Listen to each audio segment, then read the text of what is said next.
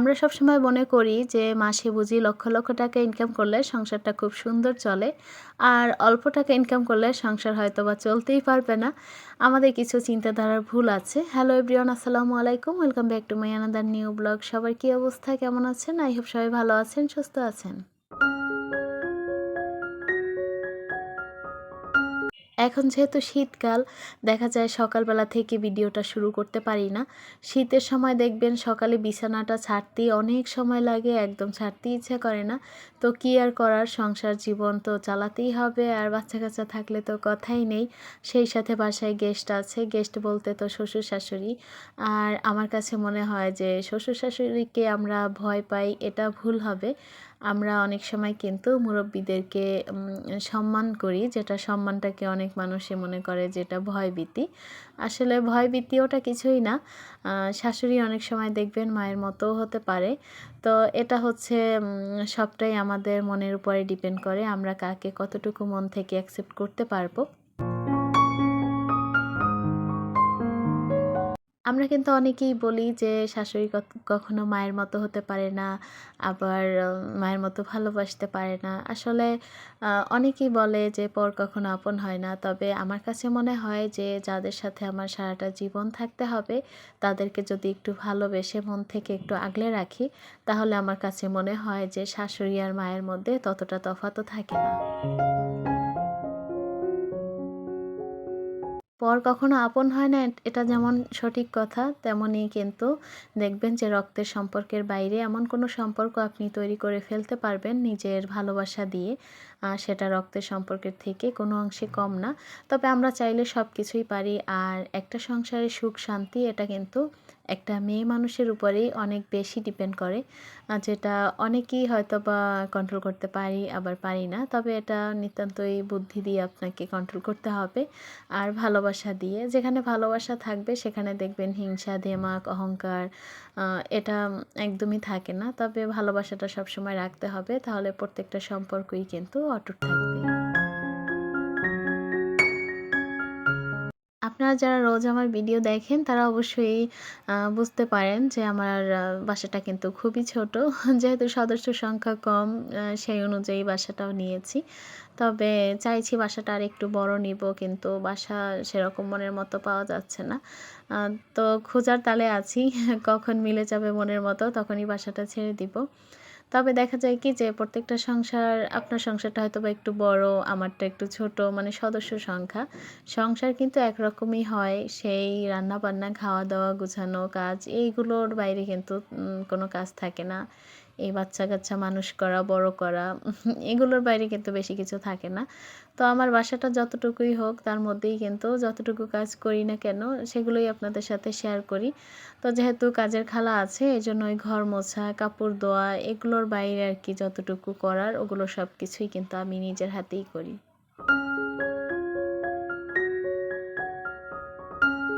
সংসার ছোট হোক বা বড় হোক, প্রত্যেকটা সংসারেই কিন্তু একটা খরচ থাকে। অনেকের আছে দেখবেন যে প্রতি মাসে লক্ষ লক্ষ টাকা ইনকাম করে, তারপরেও সংসারের খরচটা কিন্তু মেনটেন করে চালাতে পারে না। আবার অনেকেই আছে দেখবেন মাসে ৫,০০০ টাকা দিয়েও সংসারের খরচটা চালিয়ে নেয়। তো এটা হচ্ছে বুদ্ধি দিয়ে চালাতে হয়। আমরা দেখা যায় যে এক মাসে যে টাকা খরচ করি, পরের মাসে তার থেকে অনেক বেশি খরচ করি, আবার হয়তোবা তার থেকে কম করি।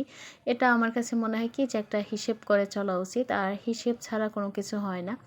আবার দেখা যায় আপনি এই মাসে আপনার সংসার খরচ ৩০, ৪০, ৫০,০০০ টাকা গেল। তারপরের মাসে দেখা যায় আবার আপনি ২৫-৩০,০০০ টাকার মধ্যে সংসারের সব কিছু গুছিয়ে নিতে পেরেছেন। তো মানে প্রতিটা মাসে কিন্তু আর কি হিসেব করে চলেও আসলে পারা যায় না। তবে আমাদের প্রত্যেকেরই কিন্তু, প্রত্যেক গৃহিণীদের বা বলেন পুরুষ মানুষ, সবারই একটা কিন্তু হিসাব থাকে যে আমার প্রতি মাসে কীরকম খরচ হয়। তবে অনেক বেশি টাকা থাকলেই যে সংসারে প্রত্যেক মাসে মানে সুন্দরভাবে চলা যায়, আর অল্প টাকার মধ্যে যে সুন্দরভাবে চলা যায় না, এটা কিন্তু নিতান্তই ভুল। তবে হয় কি যে, যে টাকাটা আমরা দেখা যায় যে খরচ করি প্রতি মাসে, আমাদের খরচ হয়, ওইটা যদি একটু হিসেব মতো করি, বুদ্ধি করে চলা যায়, তাহলে কিন্তু আমাদের আর কোনো টানাপোড়েন বাজে না। আমরা এমন অনেক মেয়েরাই আছি দেখবেন, হাজব্যান্ডের ইনকাম যাই হোক না কেন, আমাদের কিছু ডিমান্ড থাকে, কিছু চাহিদা থাকে, ওগুলো আগে পূরণ করার চেষ্টা করি। তাতে সংসারের কোথায় কি হলো না না হলো, অনেকেই আছে দেখবেন নিজের চাহিদা পূরণ করার জন্য দেনা, মনে করেন ঋণ বাজিয়ে তারপরে নিজের চাহিদা, ইচ্ছে, স্বপ্ন এগুলো মিটায়। তো আমার কাছে এগুলো একদমই ভালো লাগে না। আমার কাছে মনে হয় আমার হাজব্যান্ড যদি 2 টাকা ইনকাম করে, সেই 2 টাকা দিয়ে আমার চাহিদাগুলো পূরণ করা উচিত। আর হাজব্যান্ডের যেই পরিমাণে ইনকাম, ওই পরিমাণে চাহিদা আমার মধ্যে থাকা উচিত, বা আমার সেই অনুযায়ী খরচ করা উচিত। তো অনেকেই আছে দেখবেন যে যতটুকু আয় হয় তার থেকে বেশি ব্যয় করে, যার কারণে কিন্তু মাস শেষে একটা অনেক বড় সংকটের মধ্য দিয়ে পড়তে হয়। বাসায় যেহেতু এখন গেস্ট আছে, তো গেস্টের মধ্যেও কিন্তু ব্যবধান আছে। শ্বশুর শাশুড়ি যেহেতু, তাদের তো একটু অন্যরকম রাখতে হয়, বা তাদের সামনে যেকোনো সময় একটা ক্যামেরা নিয়ে হাজির হওয়াটাও কিন্তু একটু অন্যরকম লাগে। তো এইজন্য কিন্তু সবসময় ক্যামেরাটা নিয়ে এখন ঝটপট রেডি হতে পারি না। তো যখন দেখা যায় তারা রুমের মধ্যে থাকে, তখন আমি ঝটপট করে একটু ভিডিও ক্লিপ নিয়ে নিই। তো আমার এখন ভিডিও কিন্তু নিয়মিত দেয়া হচ্ছে না, শুধুমাত্র এই একটি কারণে। তো যাই হোক, যেহেতু শীতের সিজন, তাদেরও গ্রামে অনেক কষ্ট হয়। আমরা যারা ঢাকাতে থাকি, আমাদের কিন্তু তেমন একটা শীত পড়ে না বললেই চলে। বর্তমানে তো একদমই শীত নেই। কার বাসায় কীরকম শীত বলতে পারবো না, কিন্তু আমাদের এই ঢাকা বাড্ডাতে কিন্তু শীত অনেকটাই কম পড়ে। আর গ্রামে কিন্তু মানে ফোনে কথা বলি তো বাড়িতে, তো ও সময় কিন্তু মা বাবা সবাই বলে যে বাড়িতে অনেক শীত পড়ে। তো এই কারণে দেখা যায় যে শীতের সময়টা তাদের এখানে থাকাই বেটার। আসলে আমাদের গায়ে যখন অনেক শক্তি থাকে, আমরা বুঝতে পারি না যে আমাদের অসুস্থতা ঠিক কতটা দুর্বল করতে পারে আমাদেরকে। আমাদের অনেক শক্তি আছে এখন, আমরা সব কিছু নিজেরা কাজ করে তারপর সব কিছু করে খেতে পারি। কিন্তু দেখা যায় তাদের একটু বয়স হয়ে গেছে, তারা কিন্তু এখন অন্যের উপর ডিপেন্ড করে, আর এটাই স্বাভাবিক। তো এখানে হচ্ছে দেখা যায় যে রান্নাঘরে যেহেতু আমার কোনো কিচেন র‍্যাক রাখতে পারি না, আমার রান্নাঘরটা অনেকটাই ছোট। আপনারা যারা নিয়মিত আমার ভিডিও দেখেন তারা তো অবশ্যই দেখেন। তো যদিও সবটুকু ক্যামেরাতে আসে না, তো যতটুকু নিয়ে আসি আরকি। কিচেনটা অনেকটাই ছোট, তো ওখানে র‍্যাক রাখার মতন স্পেস নেই। যার কারণে আমার এখানে মানে ডাইনিং রুমেই আমাকে রাখতে হয়। তো এইজন্যই তখন বললাম যে দেখি যদি একটু মানে বড় ধরনের বাসা নেয়া যায়।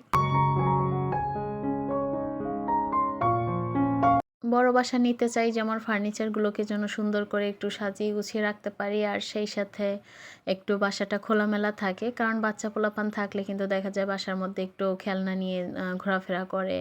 তো এগুলোর জন্যই একটু বাসাটা বড় দরকার। আবার দেখা যায় এখন আমার যেমন বাসায় শ্বশুর-শাশুড়ি আছে, তারা যাবার পরে দেখা যাবে যে ওই রুমটা কিন্তু একদম ফাঁকা পড়ে থাকবে। ওখানে ঘুমানোর মতো কোনো লোক থাকবে না।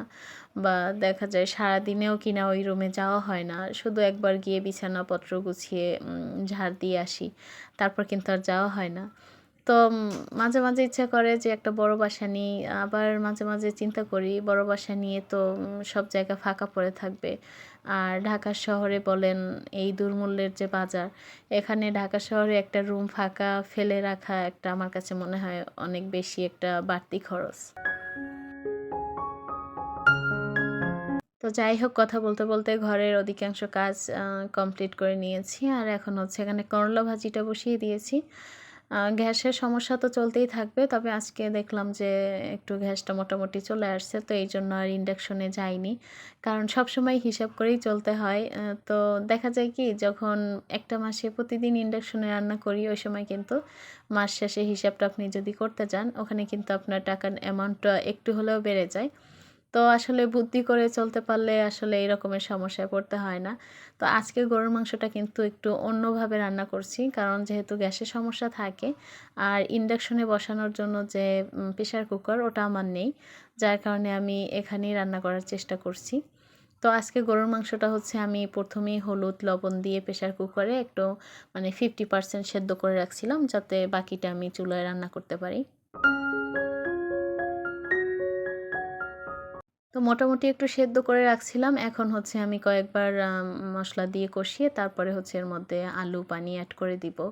তো প্রথমে সিদ্ধ করে রাখছি, কারণ পরবর্তীতে গ্যাস থাকে না না থাকে সেই টেনশনে, যে পরে হয়তো বা প্রেশার কুকার দিতে পারবো না। কারণ প্রেশার কুকার দিলে কিন্তু একটা মানে আপনার গ্যাসের যে একটা স্পিড, ওটা একটু বেশি না থাকলে দেখা যায় সিটি দেয় না, আর সিটি না দিলে কিন্তু দেখা যায় রান্নাটাও হয় না, ঝোল টেনে যায়। তো এই জন্য বুদ্ধি করে একটু শুরুতেই মাংসটা মোটামুটি একটু সেদ্ধ করে নামিয়েছি। তো আমি এরকম যে রান্না কখনো করি না তেমনটা না, রান্না আগেও করেছি এরকম। তো আজকে একটু আপনাদের সাথে শেয়ার করলাম। তো এই তো মশলা কষানো হয়ে গেছে, রান্নাটাও হয়ে গেছে। তো আশা করছি আমার আজকের ব্লগটি আপনাদের কাছে ভালো লাগবে। তো এখানে এই যে মাংস রান্না হয়ে গেছে, একটু জিরে গুঁড়োটা শেষ সময় না দিলে আমার কাছে মনে হয় মাংসের যে আসল একটা ফ্লেভার ওটাই থাকে না। আজকে যখন ভিডিওতে ভয়েস দিচ্ছিলাম, অনেক তাড়াহুড়ো করে কিন্তু ভিডিওতে ভয়েস দিয়েছি। জানি না কোথায় কি বলেছি না না বলেছি। আশা করছি যদি কোনো ভুল করে থাকি আপনারা ক্ষমা সুন্দর দৃষ্টিতে দেখবেন। আর কথা বলতে বলতে লাইক চাইতে তো একদম ভুলে গেছি। প্লিজ যারা ভিডিওটি দেখা শুরু করেছেন একটা লাইক দিয়ে ভিডিওটি কন্টিনিউ করবেন। যারা আমার চ্যানেলে আজকে নতুন ভিজিট করেছেন, আমার ভিডিওর কোনো অংশ যদি আপনার মন ছুঁয়ে যায়, চাইলে আমার চ্যানেলটি সাবস্ক্রাইব করে আমার পাশেই থাকতে পারেন। তো দুপুরে রান্নাবান্না শেষ করে নিয়েছি। রান্না শেষ করতে করতেও কিন্তু 2টো বেজে গেছে। তো পরে গোসল করে তারপর চলে আসলাম সবাইকে খেতে দিতে। তো যাই হোক, এই ছিল আমার আজকের ব্লগ। আপনাদের সবার দীর্ঘায়ু এবং সুস্বাস্থ্য কামনা করে আজকের ব্লগটি এখানেই শেষ করছি। আল্লাহ হাফেজ। আসসালামু আলাইকুম।